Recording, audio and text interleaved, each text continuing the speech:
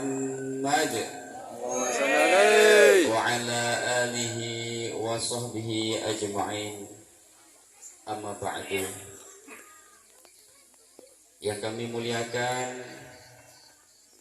Bapak Kepala Kebun, yang kami muliakan Bapak Kepala Desa Balemea, yang kami muliakan Bapak Kepala Desa mana tadi? Mulia Harjo, alhamdulillah bisa hadir. Kepada seluruh alim ulama, sepuh bini sepuh, Bapak Ibu hadirin hadirat rahimakumullah. Alhamdulillah summa alhamdulillah. Pada kesempatan malam hari ini kita semua masih senantiasa diberikan taufik hidayah serta inayahnya, sehingga kita semua bisa bersama-sama berkumpul di majelis ini, insya Allah menjadi majelis yang penuh dengan barokah. amin. Demi mencari ilmu, thalabul ilmi fardhatun ala kulli muslimin. Mencari ilmu adalah kewajiban kepada seluruh orang muslim, laki-laki maupun perempuan. Utlubul ilma minal mahdi ilal lahdi.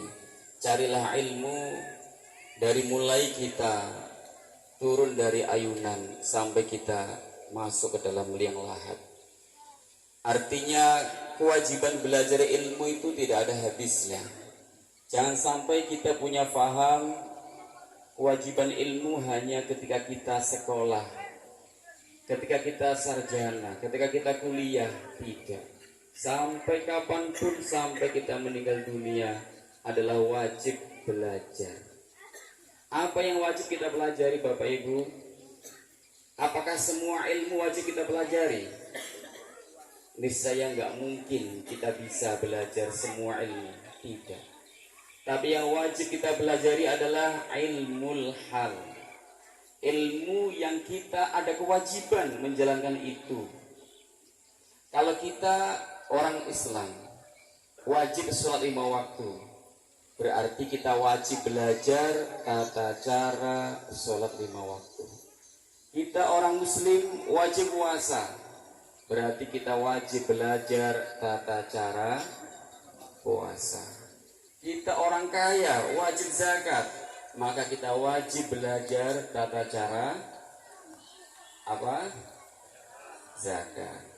Kalau kita orang kaya wajib haji, maka kita wajib belajar tata cara apa? Haji. Dan lain sebagainya. Apa yang kewajiban terhadap kita, wajib kita pelajari. Jangan sampai kita kewajiban sholat 5 waktu, ternyata kita nggak tahu caranya sholat itu bagaimana. Hanya ikut-ikutan gerakan orang saja. Iya, yang kalau kita ikuti itu benar. Kalau dia salah, ikut salah juga kita nanti. Makanya belajar agama tidak ada putusnya, tidak ada habisnya sampai kita meninggal dunia. Bapak Ibu yang kami muliakan, sebelum kami membahas tentang hikmah Isra Mi'raj, sedikit ada pesan mumpung ketemu, bahwasanya sebentar lagi atau kurang lebih 2 bulan lagi kita akan kedatangan tamu agung, yaitu bulan suci Ramadan. Maka Bapak Ibu sekalian, terutama ibu-ibu ini, ibu, halo, masih sehat ya? Masih. Diperhatikan, ibu-ibu hampir pasti punya hutang apa Bu? Puasa. Maka harus diganti sebelum kedatangan bulan Ramadan. Bapak-bapak juga sama, yang agak malas-malas puasa tahun kemarin ada kewajiban untuk mengganti apa Pak? Puasa. Jangan sampai dilupakan, karena itu kewajiban. Wa dainullahi ahaqqu ayyuqda. Hutang kepada Allah lebih berhak apa? dibayar. Hutang kepada manusia saja wajib bayar, apalagi hutang kepada Allah lebih wajib dibayar sebelum kedatangan apa? Bulan Ramadan. Ramadan. Karena kalau kita punya hutang puasa ternyata nggak buru-buru dibayar, ternyata kedatangan Ramadan lagi, maka hutang puasa kita selamanya pun wajib kita bayar. Dan ada tambahan denda, yaitu membayar fidyah. Orang yang menunda mengganti puasa sehingga kedatangan bulan Ramadan, dia ada kewajiban apa? Mengqadha puasanya, mengganti puasanya, ditambah membayar apa? Fidyah. Kurang lebih 8 on atau 7 on beras. Setiap hari dia mengqadha puasa dan membayar fidyah 7 on. Ini kewajiban. Bapak Ibu yang kami muliakan, sebenarnya orang yang wajib membayar fidyah itu banyak sekali macamnya. Di antaranya adalah jika bapak-bapak, ibu-ibu sudah tua renta misalkan, orang tua renta, kakek-kakek, nenek-nenek yang sudah nggak mampu berpuasa, mereka tidak kewajiban berpuasa, namun wajib membayar fidyah. Setiap hari 7 on atau 8 on beras sebagai gantinya puasa hari itu. Minimal kalau ingin menyegerakan membayar fidyah itu subuhnya hari itu. Misalkan hari ini atau besok hari apa? Minggu. Berarti fidyah minimal kalau ingin cepat dibayarkan setelah subuh. Tidak boleh di awal bulan dibayarkan 30 mud. 1 mud itu 7 on tadi untuk 1 bulan. Tidak boleh. Harus minimal paling cepat itu subuh setiap hari. Boleh juga digabungkan nanti setelah malam lebaran misalkan, boleh. Silahkan, yang penting ada kewajiban membayar fidyah bagi kakek-kakek, nenek-nenek yang sudah nggak mampu apa? Berpuasa. Begitu juga bapak-bapak, ibu-ibu yang sakit kronis, yang sakit divonis dokter nggak bakalan sembuh. Oh, karena dia nggak bakalan sembuh, dia tidak ada kewajiban puasa, tetapi boleh diganti apa? Fidyah. Dan dia nggak wajib mengganti puasa, Bu. Jadi bapak-bapak, kakek-kakek, nenek-nenek yang tua renta itu hanya wajib bayar fidyah, nggak wajib puasa, nggak wajib mengganti puasa. Begitu juga orang yang sakit, yang divonis nggak bakal sembuh, dia juga nggak wajib puasa, tetapi wajib apa? Membayar fidyah setiap harinya. Kemudian ada juga ibu-ibu atau bapak, ibu-ibu ya, enggak mungkin bapak-bapak. Ibu-ibu yang hamil atau ibu-ibu yang menyusui, kalau dia tidak puasa karena khawatir kandungannya, kalau dia khawatir bayinya, ibu-ibu yang nggak puasa karena mengkhawatirkan kandungannya atau bayinya, boleh nggak puasa? Boleh.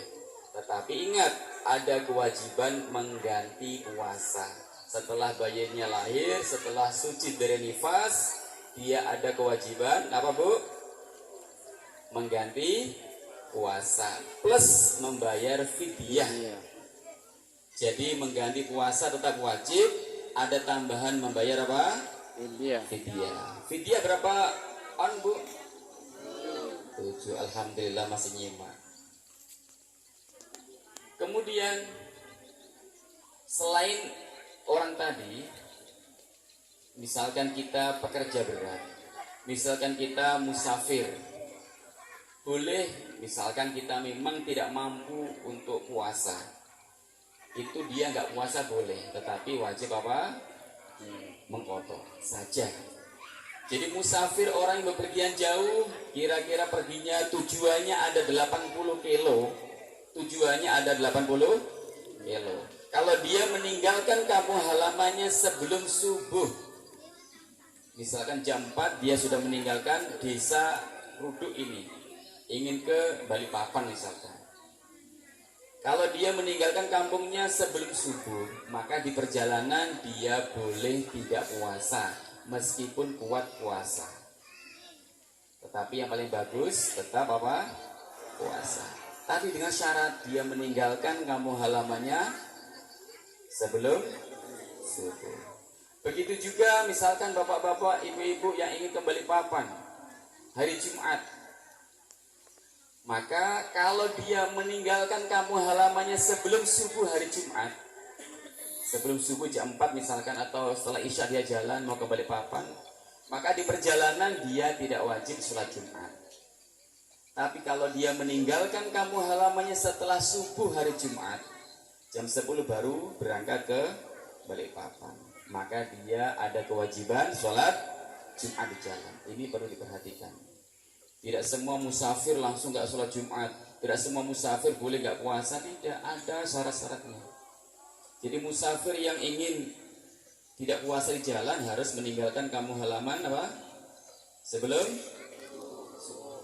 Artinya kalau dia meninggalkan kampung halamannya setelah subuh, dia wajib apa, Bu? Wajib puasa. Ini perlu diperhatikan. Bapak Ibu yang kami muliakan, ini kasus seandainya ada orang dulu tidak puasa Ramadan, nggak diganti juga, naudzubillah ini.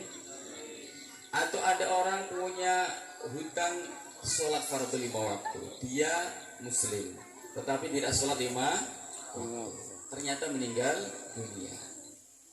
Ini perlu diperhatikan karena kewajiban dia adalah puasa Ramadan dan sholat 5 waktu. Kalau dia meninggal dunia, maka bagi keluarganya boleh menggantikan sholatnya, menggantikan puasanya dengan membayar fidyah. Boleh, Bu. 1 hari puasa Ramadan diganti 7 on beras atau 8 on beras. 1 kali sholatan diganti 7 on beras atau 8 on beras. Boleh. Tapi ini walaupun diperselisihkan ulama, tapi adalah pendapat yang memperbolehkan. Tapi jangan sampai Bapak Ibu coba-coba gak puasa, gak sholat, terus pesan sama keluarganya, kalau saya meninggal nanti bayarkan fidyah ya. Kalau saya meninggal nanti gantikan dengan fidyah. Jangan, Pak Bu. Karena kita nggak tahu apakah fidyah kita itu nanti bisa benar-benar mengganti kewajiban sholat kita apa enggak, kita nggak tahu. Itu hanya ikhtiar dari keluarga. Mudah-mudahan dengan membayarkan fidyah Allah memaafkan dosa-dosa kita semua. Amin. Amin. Bapak Ibu yang kami muliakan, kemudian yang kedua adalah kewajiban sholat 5 waktu, Bapak Ibu. Ini kami mengambil hikmah yang paling utama terlebih dahulu sebelum ngalor ngidul kita bahas Isra Mi'raj. Jadi tujuan Allah Subhanahu wa taala mengisra mi'rajkan Rasulullah sallallahu alaihi wasallam yang paling utama adalah Allah akan memberikan wahyu salat 5 waktu. Yang pada mula-mulanya adalah berapa? 50 salatan. Awalnya 50 salatan, Bapak Ibu. Kemudian Rasulullah minta keringanan, diturunkan 5 menjadi 5 waktu. Awalnya 50 waktu menjadi 5 waktu. Itu sudah banyak sekali kerutingannya itu. Sudah banyak sekali dispensasinya itu, Bapak Ibu. Jangan sampai kita malah meninggalkan sama sekali. Jangan sampai. Sholat itu, Bapak Ibu, saking pentingnya sholat, saking luar biasanya sholat. Wahyu sholat tidak diberikan kepada Rasulullah di dunia. Wahyu Rasulullah maksudnya di bumi. Jadi wahyu sholat itu tidak diberikan kepada Rasulullah ketika Rasulullah di goa, ketika Rasulullah di masjid, ketika Rasulullah di gunung, tidak. Saking pentingnya sholat, Rasulullah disuruh naik di atas langit Sabtuju sampai Sidratul Muntaha, sampai naik lagi ke tempat yang tidak pernah diambah, tidak pernah diinjak oleh para malaikat, tidak pernah diinjak oleh para nabi maupun siapapun. Di tempat yang paling mulia. Karena memang Allah ingin memberikan sesuatu yang paling mulia, yaitu apa? Sholat. Saking mulianya sholat seperti itu Bapak Ibu. Makanya jika ada sesuatu yang paling penting, ada yang urgen banget, penting banget, biasanya pesan itu tidak dikirimkan lewat WA, tidak. Tapi benar-benar dia dipanggil untuk menghadap presiden, untuk menghadap kepala desa dan sebagainya. Kalau perkara itu adalah apa? Penting. Maka saking pentingnya sholat seperti itu, Allah memanggil Rasulullah ke tempat yang paling suci. Ingat Bapak Ibu yang kami muliakan, kewajiban sholat itu jangan sampai pernah kita tinggalkan. Seandainya sholat kita ditinggalkan, ada kewajiban apa tadi? Apa Pak kewajibannya Pak? Halo? Kalau Bapak Ibu meninggalkan sholat ada kewajiban apa Pak? Mengkodok sholat, mengganti sholat. Mengganti sholat itu nggak ada batasan waktunya Pak. Boleh diganti kapan saja. Meninggalkan sholat duhur digantikan waktu isya boleh. Meninggalkan sholat isya digantikan waktu duhur, di waktu duhur sholatnya mengkodok mengganti boleh, kapan saja boleh. Lebih cepat lebih bagus. Ikan cepat ikan gabus. Lebih cepat lebih bagus. Kalau bisa disegerakan. Jangan sampai meninggalkan sholat duhur menggantinya menunggu duhur besok. Tidak harus begitu. Meninggalkan sholat isya menggantinya nunggu isya besok. Tidak harus begitu. Bahkan seandainya 1 tahun kita meninggalkan sholat diganti pada waktu 1 hari misalkan boleh. Bahkan lebih bagus. Jangan sampai tidak Bapak Ibu. Kenapa tidak? Bapak Ibu yang kami muliakan, kalau kita meninggalkan sholat, nanti di akhirat Allah Subhanahu wa Ta'ala itu akan memeriksa sholat kita terlebih dahulu sebelum amal ibadah yang lain. Awwalu ma yuhasabu bihil abdu yaumal qiyamah as-sholat. Jadi pertama kali yang akan dihisab Allah di akhirat adalah apa? Sholat. Fa in saluhat kubilat wasairu amali. Jika sholatnya bagus, maka sholatnya akan diterima dan semua kebaikannya akan diterima. Tetapi wa in fasadat ruddat wasairu amali. Jika sholatnya ada yang bolong, ada yang salah, maka akan ditolak semua kebaikannya. Na'udzubillah ini. Bahkan dalam hadis yang lain disebutkan bahwasanya nanti di akhirat Allah itu akan memeriksa sholat kita semua. Kalau sholat kita ternyata ada yang bolong, ada yang pernah kita tinggalkan, ternyata nggak diganti, maka di akhirat Allah akan memerintahkan malaikat untuk mencari ibadah sholat sunnah kita Bapak Ibu. Ibadah sholat sunnah kita akan dicari oleh malaikat. Kalau kita pernah sholat tarawih, kita pernah sholat duha, kita pernah sholat hajat, kita pernah sholat tahajud, itu setiap 70 rakaat sholat sunnah hanya mengganti 1 rakaat sholat fardu. Artinya apa? Misalkan kita meninggalkan sholat zuhur 4 rakaat dan tidak diganti pula, maka di akhirat malaikat akan mencari 280 rakaat sholat sunnah kita untuk mengganti sholat zuhur yang pernah kita tinggalkan. Bapak, halo. Bapak mending mengganti sholat fardu atau memperbanyak sholat sunnah Pak? Mengganti sholat fardu. Ibu, kalau ibu meninggalkan sholat fardu, mendingan ibu memperbanyak sholat sunnahnya atau mengganti sholat fardu? Apa? Mengganti sholat fardu. Mendingan begitu daripada kita sholat sunnahnya banyak tetapi sholat fardunya nggak diganti. Ya boleh silakan Bapak Ibu sholat sunnah banyak boleh, tapi jangan sampai lupa kita harus apa? Bertaubat. Yang paling berat masalahnya adalah jika kita sudah banyak bertahun-tahun tidak sholat, bertahun-tahun nggak puasa, berat untuk mengganti sholatnya. Bagaimana caranya? Ya terserah Bapak Ibu, kalau bisa mengganti alhamdulillah. Tapi kalau nggak bisa mengganti, jangan sampai lupa untuk bertaubat. Untuk apa? Taubat. Minta ampun kepada Allah. Kita menyesal, nggak akan mengulangi lagi. Insya Allah Allah Maha Pengampun.